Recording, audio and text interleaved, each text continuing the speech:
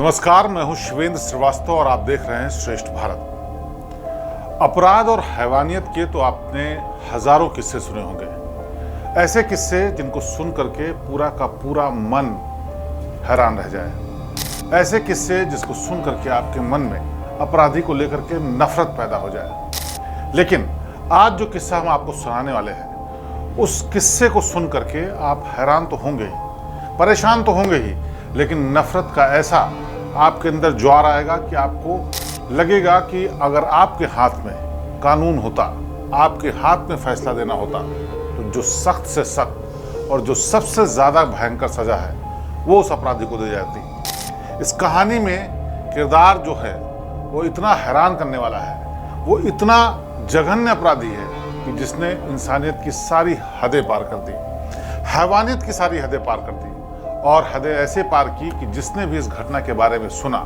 वो हैरान रह गया। बात है 8-9 अगस्त 2024 की, यानी अब से चंद दिनों पहले की बात है। और जगह थी कलकत्ता का मेडिकल कॉलेज, और उस मेडिकल कॉलेज का सेमिनार हॉल जहाँ पर ज़्यादातर वहाँ के कॉन्फ्रेंसेस और तमाम ऐसी चीज़ें हुआ करते थे जिसमें तमाम लोग बैठते थे। सुबह का वक्त था, यानी 9 अगस्त की सुबह का वक्त था। सफाई का काम चल रहा था। अलग अलग कमरों में जाकर के सफाई कर्मचारी काम करते हैं और वो सफाई करने के बाद सब कुछ सेट करते हैं जिससे कि रोज़मर्रा के काम शुरू हो सके। मेडिकल कॉलेज में मरीजों को देखा जा सके, वहाँ पर जो ऑफिशियल काम होता है वो देख सकें, और दूसरी जो ज़रूरी चीज़ें हैं वो शुरू हो सकें। दिन की शुरुआत जल्दी हो जाती है क्योंकि अस्पताल में लोगों का आना जाना लगातार जारी रहता है। यही कोई 6-7 बजे की बात है सुबह की। सफाई कर्मचारी एक एक कमरे की सफाई कर रहे थे और सेमिनार हॉल में पहुंचे सफाई करने के लिए। लेकिन आम दिन की तरह सब कुछ चल रहा था। इस घटना के बाद जो उन्होंने देखा, उसके बाद पूरे मेडिकल कॉलेज में अफरा तफरी मच गई। या यूं कहिए, मेडिकल कॉलेज नहीं, पूरे इलाके में, शहर में और पूरे कोलकाता शहर में चर्चा की बात सिर्फ इतनी जो ये घटना थी। दरअसल उस सफाई कर्मचारी ने जैसे ही कमरे के अंदर दाखिल होकर के लाइट जलाई, उसने देखा कि एक महिला अचेत अवस्था में फर्श पर पड़ी हुई है। उसके शरीर के जो कपड़े थे वो तार तार हैं, इधर उधर खून बिखरा पड़ा है, उसके शरीर पर चोटों के तमाम निशान हैं। वो हैरान हो गया। हैरान होकर के वो बाहर की तरफ भागा, कुछ लोगों को बुला करके वापस लाया और उसके बाद जांच शुरू हुई, तफ्तीश शुरू हुई। शुरुआत में किसी ने उसके पास जाने की हिम्मत नहीं दिखाई क्योंकि जो महिला की हालत थी वो इतनी ज़्यादा गंभीर दिख रही थी, अचेत अवस्था में थी कि कोई हिम्मत नहीं कर रहा था कि उसकी बॉडी के पास जाए। लेकिन हिम्मत करके जो स्टाफ के लोग थे, पहले उन्होंने उसको आइडेंटिफाई किया। थोड़ी देर बाद उस लड़की को पहचान लिया गया। इसी बीच किसी ने पुलिस को भी फ़ोन कर दिया और पुलिस की एक टीम आनन फानन में पहुंची क्योंकि मामला मेडिकल कॉलेज का था। और तब तक ये पहचान लिया गया था कि वो जो मरने वाली लड़की है, जो ज़मीन पर पड़ी है, जिसके बारे में लोग सोच रहे हैं कि इसकी मौत तो हर हाल में हो गई होगी, वो लड़की थी उसी मेडिकल कॉलेज की डॉक्टर। ये ट्रेनी डॉक्टर वहाँ पर अचेत अवस्था में पड़ी थी। उसके कपड़े फटे हुए थे, उसके शरीर से खून निकल रहा था, चेहरे पर चोट के निशान थे, गर्दन मुड़ी हुई थी और तमाम शरीर के हिस्से ऐसे अस्त व्यस्त थे जिससे लग रहा था कि किसी शख्स ने या किसी ने इसके साथ हैवानियत की सारी हदें पार कर दी हैं। जब पुलिस टीम पहुंची तो पता चला कि वो लड़की, जो कि एक डॉक्टर थी, ट्रेनी डॉक्टर थी उसी मेडिकल कॉलेज में, ये उसकी डेड बॉडी है, उसका शरीर है, क्योंकि तब तक ये भी साफ हो गया था कि उस लड़की की मौत हो चुकी है। फॉर्मेलिटी के लिए उसको मेडिकल कॉलेज भेजा गया ताकि कम से कम ये पुष्टि हो सके, तस्दीक हो सके कि क्या कोई जान की उम्मीद बाकी है या कोई ऐसी कोशिश जो उसको वापस जान बचा सके, ये कारगर हो सकती है। मेडिकल कॉलेज के भीतर ही पूरा मामला हुआ था। आनन फानन में उसको इमरजेंसी ले जाया गया, वहाँ पर जाँच की गई, पता चला कि उसकी मौत हो चुकी है। मौत का वक्त बताया गया करीब 3 से 4 बजे के बीच का, यानी कि अल सुबह जब उसकी डेड बॉडी मिली उससे कुछ वक्त पहले ही उसकी मौत हुई थी। आप अंदाज़ा लगाइए कि जिसके शरीर की ये हालत हो, कपड़े फटे हुए हों, शरीर से खून निकल रहा हो, गर्दन मुड़ी हुई हो, हड्डियां भी टूटी हों और जख्म के निशान बाहर से ही दिख रहे हों, वो प्रताड़ना और अत्याचार के किस दौर से गुजरी होगी जिसके बाद उसकी हालत ऐसी हुई होगी। 3 से 4 बजे के बीच उसकी मौत हुई, यानी कि पूरी रात उसके साथ जो भी हुआ वो इतना भयावह था, इतना डराना और दर्दनाक था कि उसी अत्याचार, उसी प्रताड़ना से उसकी जान चली गई। बहरहाल ये मामला इतना शॉकिंग था कि अस्पताल के सारे डॉक्टर्स, सारे मरीज, सारे जो स्टाफ के लोग थे उनके बीच चर्चा का विषय बन गया। चूंकि मामला मेडिकल कॉलेज का था, कोलकाता शहर के एक प्रतिष्ठित मेडिकल कॉलेज का, इसकी वजह से पुलिस भी इसमें कोई कोताही नहीं बरतना चाहती थी और चाहती थी कि जल्द से जल्द इस मामले का खुलासा हो कि आखिरकार वो हैवान कौन है, वो शैतान कौन है जिसने इस तरह की हालत की है। जांच शुरू हुई तो पता चला कि ये लड़की ट्रेनी डॉक्टर थी और कुछ वक्त पहले ही उसने वहां पर ज्वाइन किया था। और तफ्तीश आगे बढ़ी तो पता चला कि कॉल डिटेल्स है कि उसकी रात में आखिरी बार उसकी माँ से बात हुई है। उसकी माँ को फ़ोन लगाया गया तो उन्होंने बताया कि आमतौर पर नई नौकरी लगने के बाद इसकी ड्यूटी इवनिंग या नाइट में ही लगती थी और ये अस्पतालों का सिस्टम है। बड़े अस्पतालों में जो ट्रेनी डॉक्टर्स होते हैं, नए डॉक्टर्स होते हैं, उनकी ड्यूटी रात में ज़्यादातर लगाई जाती है ताकि वो सीख सकें, उनके पास ज़्यादा सीखने का मौका हो, ये व्यवस्था होती है। इसी व्यवस्था के तहत इस लेडी डॉक्टर की ड्यूटी रात में लगाई गई थी और वो रात में वहाँ पर मरीजों की देखभाल करती थी, इलाज करती थी। और ये ट्रेनिंग का सिलसिला अभी और वक्त तक चलना था। कुछ वक्त से आ रही थी, लगातार वहाँ उसको लोग जानते थे और बताते हैं कि ये लेडी डॉक्टर बहुत मेहनती थी। मेहनत करना ही उसके पास अंतिम विकल्प था। उसकी वजह ये भी थी कि बेहद गरीब परिवार से थी। किसी तरीके से माँ ने पैसे जोड़ करके उसको पढ़ाया। मेडिकल की पढ़ाई में बहुत पैसे खर्च होते हैं, उन सब को इंतज़ाम करके उसने मेहनत करके इस मुकाम को हासिल किया था और यहाँ मेडिकल कॉलेज में नौकरी पाई थी। इसीलिए जब भी जो भी जैसी भी उसकी ड्यूटी लगती थी वो करती थी। आखिरी बार जो रात को माँ से करीब 10:30 बजे के आसपास बात हुई, यानी 8 अगस्त की 10:30 बजे के आसपास उससे जो बात हुई वो बात यही हुई कि माँ, मैं ड्यूटी पर हूँ और मुझे अभी राउंड पर जाना है, यानी मरीजों को देखने जाना है, इसीलिए मैं आपसे बात करूँगी कल, और अभी मैं अपने काम में लगी हुई हूँ और फिर बात आपसे होगी। थोड़ी सी बातचीत के बाद, हालचाल के बाद माँ को चिंता थी कि रात में गई है, देखा खाना खाया कि नहीं खाया, क्या कर रही है, अस्पताल के भीतर ही है कि नहीं है। जैसी माँ बाप को चिंता होती है वैसी ही चिंता और हालचाल की बात करने के बाद माँ ने फ़ोन रख दिया था। ये पुलिस की पूछताछ में माँ ने बताया। पुलिस अब इस नतीजे पर पहुंची कि जो कुछ भी हुआ है अस्पताल में हुआ है। शुरुआत में पुलिस ने माना कहीं कोई प्रेम प्रसंग का मामला तो नहीं है, कहीं ये कोई ऐसा मामला तो नहीं है जिसमें कोई बदला लेना चाहता हो, जिल्टेड लवर का मामला तो नहीं है। इसीलिए उस लेडी डॉक्टर के फ़ोन की डिटेल भी खंगाली गई। लेकिन साफ तौर पर यह पता चल गया कि इसमें इस तरह का कोई मामला नहीं है, क्योंकि अपनी माँ से फ़ोन पर बात करने के अलावा उसने 1-2 कॉल और किए थे पिछले 24 घंटे में, लेकिन सब सामान्य कॉल थी। कोई अपने साथी डॉक्टर के साथ बात किया था, कभी किसी दोस्त से बात किया था, तो वो सामान्य बातचीत थी। उन लोगों सबसे बातचीत की गई और पता चला कि इसमें अभी तक कोई ऐसा फॉल प्ले नहीं है जिसमें कोई नोन वन हो। अब पुलिस की जांच का दायरा बढ़ने लगा कि आखिरकार कौन लोग थे वो जो इसके आसपास कल 24 घंटे में रहे। आखिरकार कौन शख्स वो हो सकता है जिसकी वजह से इसकी हालत हुई हो। अब इसका नतीजा इसी से मिल सकता था जब पुलिस जांच के दायरे को अपने सीसीटीवी कैमरे की जांच में बढ़ाती। पुलिस ने पूरे अस्पताल के भीतर मौजूद सीसीटीवी कैमरों को खंगालना शुरू कर दिया, खासतौर पर उस एरिया के कैमरों को जिस एरिया में डॉक्टर का मूवमेंट था, यानी जहां पर उसकी ड्यूटी थी और ड्यूटी के बाद आसपास की कैंटीन में, बाहर लॉबी में, बाहर तरफ जिधर भी वो जा सकती थी, जहां जहां उसका मूवमेंट कैमरे में दिख रहा था, वहां के उन्होंने तलाशी लेनी शुरू की जिससे पता चल सके। इस बीच दूसरी टीम वहां उस सेमिनार हॉल के अंदर मिले सबूतों की भी जांच कर रही थी, जिससे कि पता चल सके कि यहाँ से कुछ मिला कि नहीं। वहां का जो भयावह दृश्य था, वहां से मिले हुए सबूत जो इशारा कर रहे थे, जो चीजें समझ में आ रही थी, वो बेहद हैरान करने वाली थी। दरअसल सेमिनार हॉल के अंदर ऐसी जगह होती है जहां पर लोग बैठ करके अपनी कॉन्फ्रेंस, अपनी डिस्कशंस, अपनी मीटिंग्स करते हैं। तो उसी तरह की व्यवस्था, टेबल्स लगी हुई राउंड में, उसके अलावा चेयर्स लगी हुई, उसके अलावा एक टेबल सामने ब्लैक बोर्ड और इस तरीके की प्रोजेक्टर स्क्रीन और दीवार, पर्दा, यही सब चीज़ें थी। वहाँ पर जो दृश्य था वो साफ तौर पर दिखाता था कि इस पूरी घटना में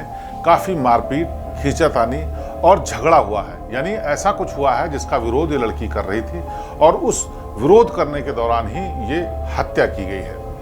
पुलिस अपनी जांच को बढ़ा रही थी। वहाँ से तमाम ऐसे सबूत मिलने शुरू हुए।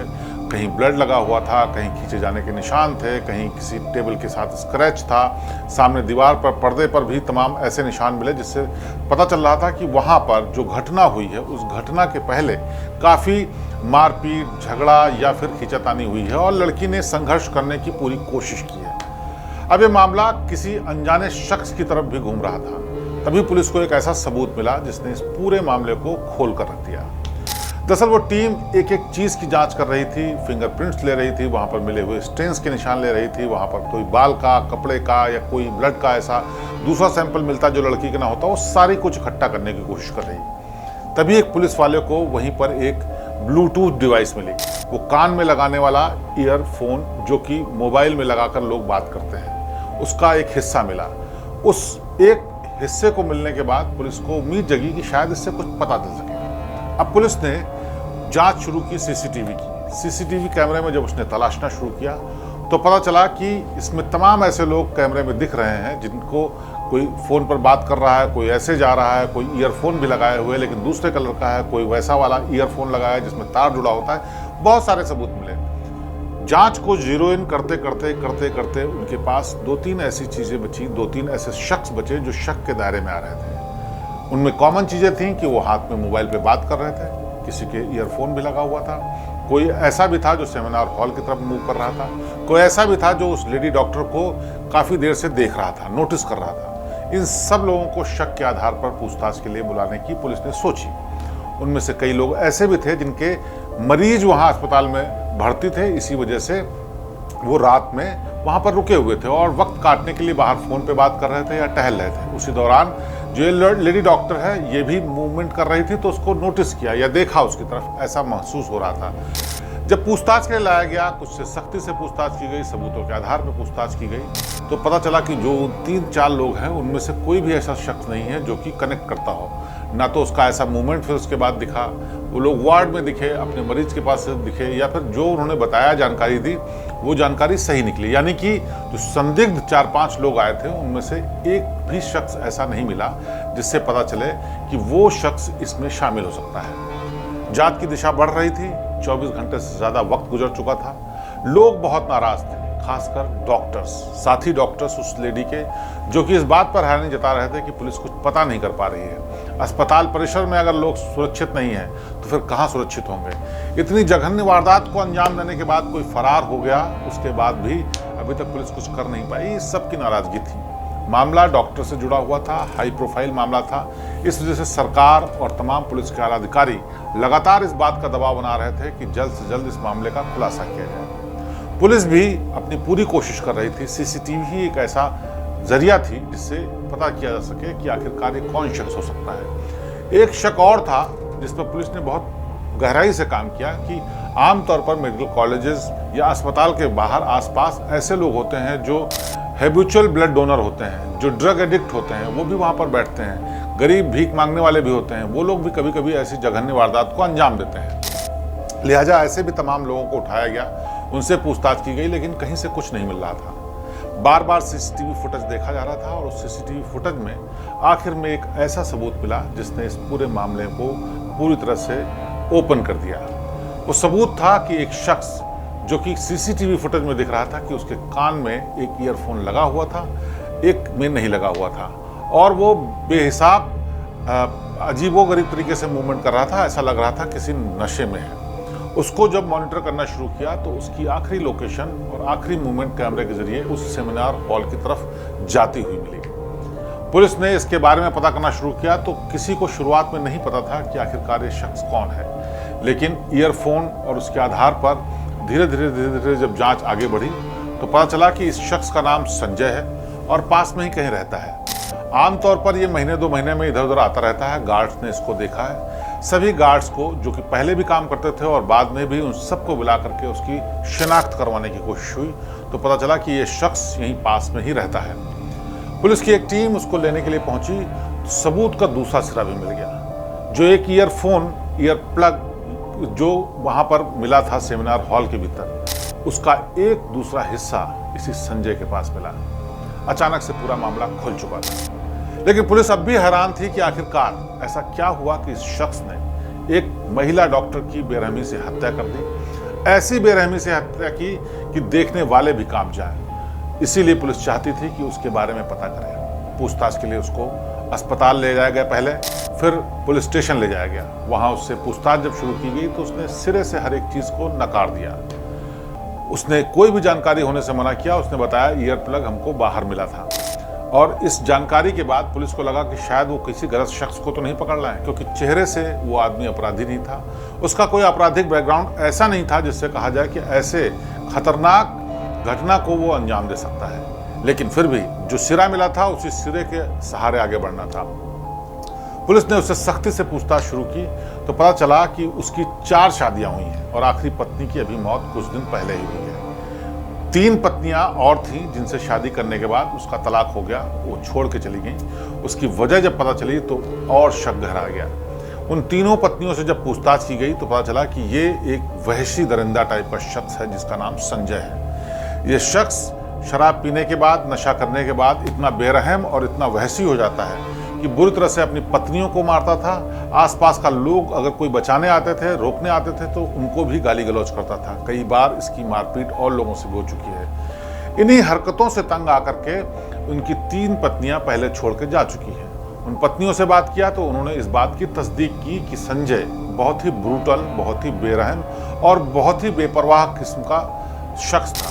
वो अपराधी किस्म का था और वो मारपीट करना, इस तरह की अत्याचार करना उसको शायद अच्छा लगता था। एक तरीके की बीमारी थी उसको कि इस तरह की हरकतें वो करता था और इसी वजह से उसकी 3 शादियां पहले टूट चुकी थी। चौथी शादी में भी वो इस तरह की हरकतें करता था, लेकिन पत्नी की मौत किसी बीमारी से हुई थी। जब डॉक्टरों से पता चला तो उनको ये नहीं पता था कि आखिरकार ये मौत हुई तो उसके पीछे कोई वजह, कोई संदिग्ध वजह है या नहीं। लेकिन पुलिस को बाद में ये भी शक हुआ कि कहीं चौथी पत्नी को उसने किसी संदिग्ध तरीके से मार तो नहीं दिया। लेकिन पुलिस की जांच का विषय फिलहाल ये नहीं था। विषय ये था कि आखिरकार उस लेडी डॉक्टर को क्यों उसने मारा और क्या हुआ। जब शक गहरा गया, पुलिस ने सख्ती से उससे पूछताछ शुरू की तो आखिरकार वो शख्स टूट गया। संजय ने जो कहानी बतानी शुरू की वो और ज्यादा हैरान करने वाली थी। संजय ने बताया कि उसके साथ एक प्रॉब्लम है कि जब वो नशे में होता है तो उसके अंदर का शैतान जाग जाता है। ऐसा शैतान जो कि किसी न किसी को शिकार करना चाहता है। वो आदमी भी हो सकता है, औरत भी हो सकती है, लड़की भी हो सकती है, बच्ची भी हो सकती है। लेकिन आमतौर पर वो आदमियों से उलझता नहीं था, क्योंकि कई बार उसके साथ मारपीट की घटना हुई और उसमें वो खुद भी पिट गया। महिलाएं उसको आसान शिकार लगती थी और इसके लिए एक जगह थी जिसको समझ में आता था कि मेडिकल कॉलेज के भीतर वो लोग जो परेशान हालत में टहलते हैं, या वो डॉक्टर्स जो कि ड्यूटी पे होते हैं, अपने काम में उलझे होते हैं, और वो लोग जो कि बाहर से आकर के वहाँ रुके होते हैं अपने तीमारदार के तौर पर, ऐसे लोगों को शिकार बनाता था। और ऐसा ही शिकार ये लेडी डॉक्टर बनी। जिस दिन ये घटना हुई उस दिन संजय शराब के नशे में धुत और दूसरे भी नशे कर करके वहाँ आया था। उसने देखा 10:30-11 बजे के आसपास ये लेडी डॉक्टर फ़ोन पर बात कर रही है, और फ़ोन पर बात करने के बाद उसने कहा कि वो कल सुबह आ जाएगी, यानी वो रात भर यहाँ रुकने वाली थी। उसको वो आसान शिकार मिले, लेकिन उसको एक मौके की तलाश थी जहाँ पर वो हमला कर सके। आमतौर पर जो डॉक्टर्स होते हैं, नाइट शिफ्ट में होते हैं, उनके पास प्रेशर भी ज़्यादा होता है और बीच बीच में ऐसा भी मौका मिलता है जब उनको बहुत भयंकर नींद लगती है तो थोड़ी देर के लिए रेस्ट करते हैं। कई बार डॉक्टर्स अपने केबिन में या अपने वार्ड में या अस्पताल के भीतर कहीं और जहाँ उनको मौका मिलता है थोड़ी देर के लिए वो नींद लेते हैं, ताकि वो थोड़ा तरोताज़ा हो जाएं और अपने मरीज की देखभाल कर सकें। इस लेडी डॉक्टर के साथ, ट्रेनिंग लेडी डॉक्टर जो थी, उसके साथ यही स्थिति थी। रात की शिफ्ट में थी, उसके पास जो केसेस थे उनको विजिट कर चुकी थी। एक विजिट करने जा रही थी और करने के बाद उसने सोचा थोड़ी देर के लिए आराम कर लिया जाए, क्योंकि 2 से 3 बजे के बाद फिर उसको ड्यूटी पर ही विजिट पर जाना था, जिससे कि मरीजों को उनके वक्त की दवाई, इंजेक्शन, उनकी जांच की जा सके। लिहाजा उसने सोचा कि 1-1.5 घंटे के लिए कहीं आराम कर लेते हैं। और आमतौर पर जिन जगहों पर लोग जाते हैं वो केबिन, अपना केबिन होता है, वार्ड होता है, या फिर ऐसे ही किसी ऑफिस में जहाँ पर रात की ड्यूटी में लोग ना हो, वहाँ थोड़ी देर के लिए आराम करते हैं। सेमिनार हॉल एक ऐसी ही जगह थी जहाँ पर ये लेडी डॉक्टर पहुंची। सोचा कि थोड़ी देर टेबल पर या चेयर पर आराम कर लेती हूँ, उसके बाद अपनी शिफ्ट पूरी करके, काम करके फिर वापस जाऊँगी। ये सब कुछ संजय की नज़र से गुजर रहा था। वो लगातार उसका पीछा कर रहा था, लगातार उस पर नज़र रखे हुए था, और जैसे ही लेडी डॉक्टर उसके कमरे के भीतर गई वो इंतज़ार करने लगा कि वो सो जाए, फिर वो अपनी हरकत को अंजाम दे। घंटा भर इंतजार करने के बाद उसने कमरे का हल्के से दरवाज़ा खटखटाया। जब कोई आवाज़ नहीं आई तो उसने सेमिनार हॉल के एक दरवाजे को खोला। चूँकि लगातार रेगुलर वहाँ पर आता था, इसलिए थोड़ा उसको आइडिया था। वो कमरे के भीतर पहुँचा और उसने देखा कि एक टेबल पर वो लेडी डॉक्टर आराम करने के लिए सो रही है। इस बात से बेफिक्र कि कोई शैतान उसका पीछा कर रहा है, इस बात से बेफिक्र कि आने वाले 4-6 घंटे उसके ऊपर इतने बुरे गुजरने वाले हैं कि वो अपनी जान से हाथ धो बैठेगी। वहाँ उसने नज़दीक जाकर के उसको जगाने की कोशिश नहीं की, बल्कि एक शैतान हैवान की तरह उसके साथ ज़ोर ज़बरदस्ती करने लगा। जब उसने विरोध किया तो उसने खुद जो कि पुलिस को बयान दिया है उसमें उसने बुरी तरीके से पहले मारना शुरू कर दिया। उसका कहना था कि अगर वो मारता नहीं तो शायद वो काबू में नहीं आती, या शोर मचा देती तो वो शायद पता चल जाता। इसलिए उसने पहले उसको जी भर के मारा जिससे कि वो कमज़ोर पड़ जाए, और इस मारपीट में उसके कपड़े भी फट गए, चेहरे पे चोट भी लग गई, और उसके बाद उसने उसके साथ हैवानियत को अंजाम दिया। उसके बाद संजय ने उसके साथ ज़ोर ज़बरदस्ती की, उसके शरीर को बिल्कुल इस हालत में कर दिया जिससे कि वो चलने फिरने लायक भी न रहे, किसी से शिकायत करने लायक भी न रहे, और आवाज़ उठाने लायक नहीं रहे। लेकिन इस शैतान की यहीं पर मंशा पूरी नहीं हुई, यहीं पर उसके हाथ नहीं रुके। उसने समझ लिया था कि कल इस बारे में लोगों को पता लगेगा, उसको लग गया था कि वो पकड़ा जाएगा। लिहाजा उसने पूरी वहशीपन से उस लड़की को, उस डॉक्टर को इतनी बुरी तरह से मारा कि उसकी गर्दन फ्रैक्चर हो गई, उसके हाथ पैर में चोट आ गई, उसकी स्किन छिल गई कई जगह से, और जगह जगह से खून आने लगा। पुलिस की जो पोस्टमार्टम रिपोर्ट है वो बताती है, वो दिल दहलाने वाली है। उस पोस्टमार्टम रिपोर्ट में आया कि न सिर्फ उसने उसको बुरी तरह से मारा था, बल्कि कम से कम 4-5 बार उसके साथ रेप किया। इस सब के साथ उसके प्राइवेट पार्ट्स में उसने कुछ ऐसा ज़रूर किया, कुछ ऐसे धारदार चीज़ से या चोट लगने वाली चीज़ से उसने प्रहार किया जिसकी वजह से लगातार ब्लीडिंग हो रही थी। वो डॉक्टर मर चुकी थी लेकिन उसके शरीर से खून निकल रहा था। वो डॉक्टर मर चुकी थी लेकिन उसकी गर्दन भी टूटी हुई थी। उसके शरीर पर चोट के इतने निशान थे कि पोस्टमार्टम करने वाले डॉक्टर तक हैरान रह गए। वो लोग जो हर रोज़ तमाम ऐसी डेड बॉडीज़ को, ऐसे लोगों को देखते हैं जो चोट लगे हुए होते हैं, जिनके ऊपर ज़्यादती हुई होती है, उन डॉक्टर्स का कहना था कि हाल के दिनों में, इतने सालों में उन्होंने इतनी ब्रूटली, इतनी भयंकर तरीके से किसी को चोट पहुंचे हुए नहीं देखा। आप अंदाज़ा लगा सकते हैं संजय कितना खतरनाक था। आप अंदाज़ा लगा सकते हैं कि कितनी ब्रूटलिटी से उसने इस काम को अंजाम दिया था। रेप करने के बाद भी उसका मन नहीं भरा तो उसने बुरी तरीके से उस लेडी की डेड बॉडी को नुकसान पहुंचाया, उसको इस हद तक मारा जिसकी वजह से उसके शरीर की तमाम हड्डियां भी टूट गई। बताते तो ये भी हैं कि उस टेबल से गिराने के बाद कई बार उस लड़की को उसने ज़मीन पर पटका जिससे उसका शरीर टूट जाए, उसका सर फूट जाए, और इस बात की कोई गुंजाइश न रहे कि उसकी जान बचे। और ये सब चीज़ें जब पता चली उसके बाद उसके साथ के डॉक्टर्स, वहाँ का स्टाफ बुरी तरह से नाराज़ हो गया। गुस्सा, आप अंदाज़ा लगा सकते हैं कितना गुस्सा आया होगा कि अपने साथी डॉक्टर की ये हालत देखे, या किसी भी महिला की ऐसी हालत कोई देखे। और वो डॉक्टर्स लगातार उसके बाद प्रदर्शन करने लगे कि ये जो हुआ है ये बहुत ही भयावह है, और पुलिस की इसमें गलती है।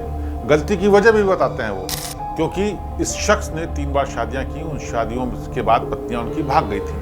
उसकी आखिरी पत्नी, जिसकी बीमारी के बाद मौत बताते हुई थी, उसने लिखित में बहुत डिटेल में पुलिस के पास शिकायत की थी कि वो किस तरह से अत्याचार करता है, किस तरह से मारता है, ब्रुटलिटी करता है। बावजूद इसके लोकल पुलिस ने उस संजय के खिलाफ कोई भी कार्रवाई नहीं की थी, और नतीजा ये कि वो फिर से इस शिकार के लिए निकला, इस तरह की हरकत के लिए निकला। और आखिरकार एक डॉक्टर जो कि बेहद होनहार थी, पढ़ने में बहुत तेज थी, उसने सब कुछ दांव पर लगाकर आगे की पढ़ाई जारी रखी और डॉक्टर बन करके अपना नाम रोशन करना चाहती थी, अपने परिवार की मदद करना चाहती थी। उसने बेसमय, असमय अपनी जान गंवा दी, क्योंकि डॉक्टर वो नहीं जानती थी कि ये कितना वहशी है और वो खुले में घूम रहा है। और खुले में घूमने की वजह यह कि पुलिस ऐसी शिकायतों पर बहुत देर से ध्यान देती है या फिर नहीं देती, और इसी की नाराज़गी डॉक्टर्स को है कि आखिरकार पुलिस ने ध्यान क्यों नहीं दिया। अगर पुलिस ध्यान देती तो शायद इस डॉक्टर की जान बच सकती थी। दूसरी बात यह भी कि जो ये डॉक्टर्स होते हैं, जिन डॉक्टर्स की ड्यूटी लगी होती है, उन लोगों को आराम और सुरक्षा के साथ रहने के इंतजाम भी कई बार मेडिकल कॉलेज नहीं करते। अगर लेडी डॉक्टर नाइट ड्यूटी पे है तो वो आखिरकार अगर थोड़ी देर भी वक्त मिलता है तो कहाँ आराम करे, इसका भी इंतजाम नहीं होता। ये भी एक बहुत बड़ी वजह है। लेकिन कुल मिलाकर के जिस तरह के हैवान और जिस तरह के शैतान खुलेआम घूम रहे हैं, उन्होंने समाज में महिलाओं के लिए कितनी मुश्किल कर रखी है और कितना उनके लिए रिस्क हो जाता है, ये भी आप दे सकते हैं। बहरहाल अब उस माँ के पास कुछ नहीं है जिस माँ ने बहुत मेहनत से उस लड़की को पढ़ाया। उस माँ के पास रोने के अलावा कुछ नहीं, जिसने रात में बात की तो बेटी ने कहा सब कुछ ठीक है, मैं सुबह वापस आ जाऊंगी। उस लड़की की तो जान ही चली गई जिसने सपने अभी देखने शुरू किए थे, जिसको उम्मीद थी कि डॉक्टर बनने के बाद, सीनियर होने के बाद वो अपनी ज़िंदगी को और बेहतर कर पाएगी, अपना जीवन जिएगी, क्योंकि पूरी पढ़ाई में ही वक्त निकल गया और वो इस उम्मीद के साथ, इस आशा के साथ ही अपनी जान दे बैठी कि शायद किसी दिन अच्छा दिन उसका आएगा। लेकिन ऐसा नहीं हुआ, क्योंकि संजय जैसे लोग इस तरह की महिलाओं को या इस तरह लोगों के सपनों को लगातार तोड़ते रहते हैं और यही इसके साथ हुआ। बहरहाल संजय को गिरफ्तार कर लिया है और पुलिस इस बात की जांच कर रही है कि क्या इससे पहले भी उसने किसी के ऊपर इस तरह से हमला किया या इसका कोई और शिकार है। बहुत मुमकिन है इसके कई ऐसे मामले और भी निकल आए जिसमें संजय शामिल रहा हो, इस तरह की हरकतों को अंजाम दिया हो। लेकिन ये घटना जो कि कलकत्ता को पूरी तरह से हैरान किए हुए, पूरे देश को हैरान किए हुए, ये इतनी भयावह है कि जब भी आप सोचिएगा आपका मन सिहर जाएगा, क्योंकि ये घटना ऐसी है जो बताती है कि इस समाज में ऐसे शैतान भी रहते हैं जो किसी के लिए भी बेहद खतरनाक हो सकते हैं। तो आज की कहानी में बस आज इतना ही। अगली बार फिर किसी खास कहानी के साथ आपके सामने पेश होंगे। तब तक आप देखते रहिए हमारा चैनल। मुझे दीजिए इजाजत। नमस्कार। यूपी की हर खबर देखने और उनसे अपडेट रहने के लिए हमारे चैनल श्रेष्ठ यूपी को सब्सक्राइब और लाइक करें। साथ ही बेल आइकन को दबाना ना भूलें, जिससे हमारे हर वीडियो की जानकारी आप तक पहुंचती रहे।